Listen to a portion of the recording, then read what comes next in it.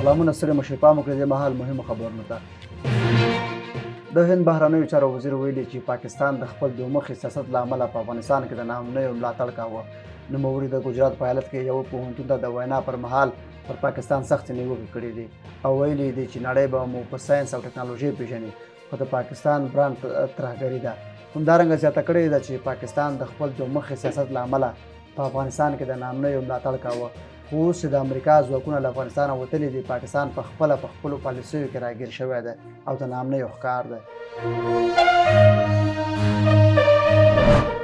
د ایران او امریکا د مرکچیانو دویمه ناسته به د شنبې پر ورځ د ایټالیا په روم کې ترسره شي.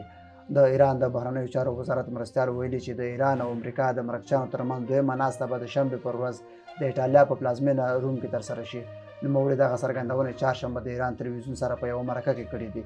نوموړي ویلي چې د ناستې ځای که هر چیرې وي، د عمان بهرنیو چارو وزیر به یې اسانچارې او منځګړی وي.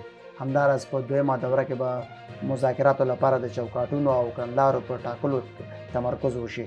په دې معنی چې که ټاکلي وي د ایران اټومي پروګرام په تړاو په ځانګړې توګه د دغه پروګرام اړوند د باور جوړونې او همداراز په ملموس ډول د بندیزونو د رفع کولو پر موضوع خبرې کوو، نو باید مشخصه شي چې کوم ګامونه باید واخیستل شي، کوم موضوعات وارزول شي او دقیقاً کوم بندیزونه باید لغوه شي.